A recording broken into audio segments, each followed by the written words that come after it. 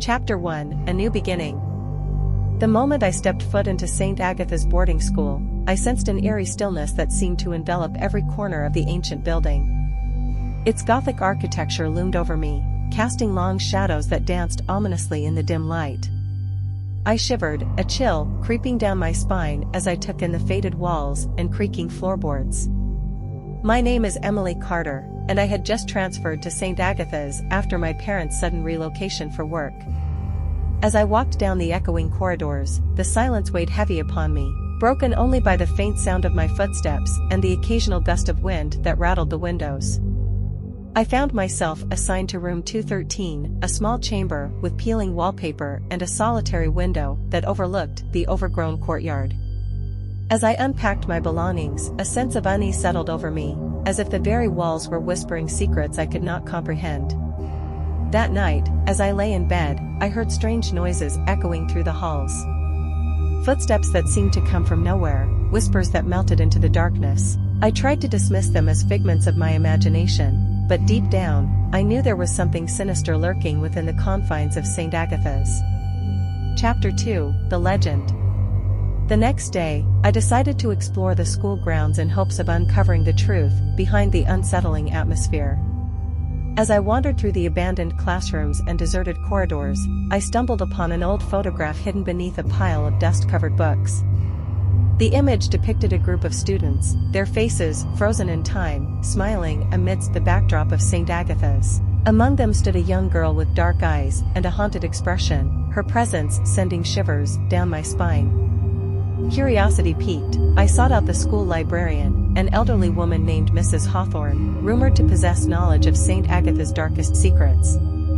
With trembling hands, I presented her with the photograph, watching as her eyes widened with recognition. "That's Elizabeth Blackwood," she whispered, her voice barely above a whisper.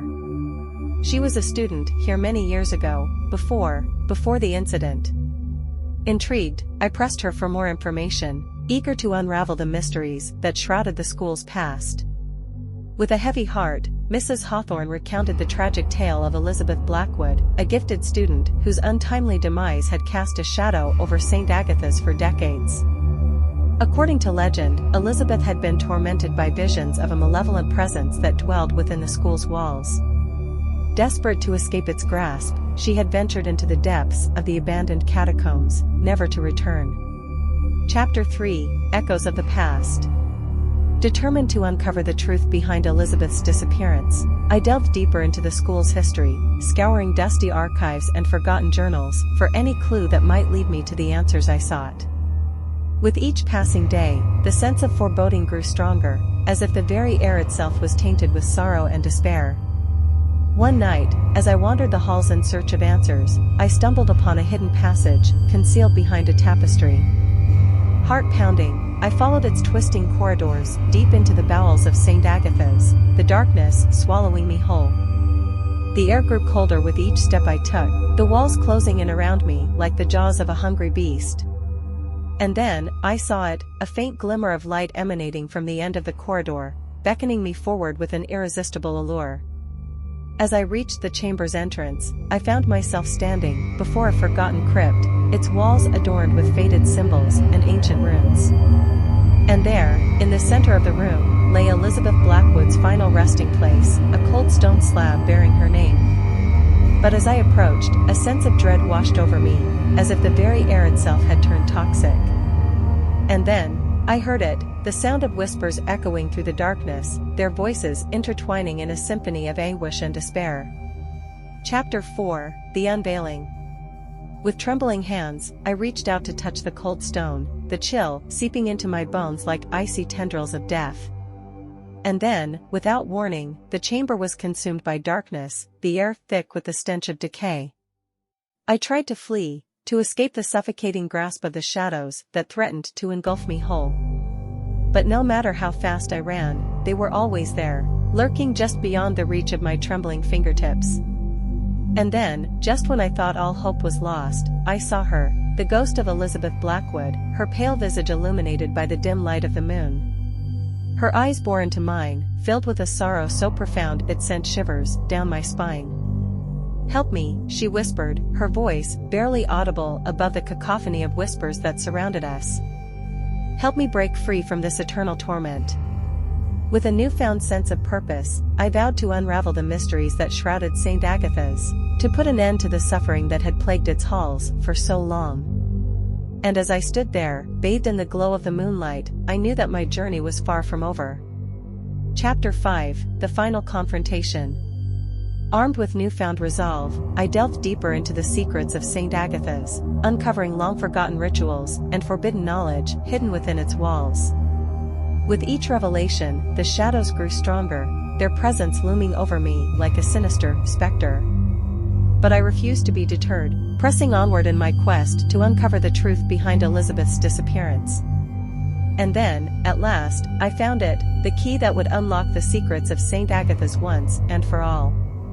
In the depths of the catacombs, I discovered an ancient tome bound in human skin, its pages filled with incantations and arcane symbols beyond my comprehension. With trembling hands, I recited the words aloud, invoking powers long forgotten by mortal men. And then, in a blinding flash of light, the shadows were banished, their malevolent presence vanquished by the sheer force of my will. And there, standing before me, was Elizabeth Blackwood, her ethereal form bathed in the soft glow of the moon. "Thank you," she whispered, her voice filled with gratitude. "You have freed me from the darkness that once consumed me." With a final farewell, Elizabeth disappeared into the night, her spirit finally at peace after so many years of torment. And as I stood there, bathed in the light of the moon, I knew that I had finally fulfilled my destiny. Epilogue.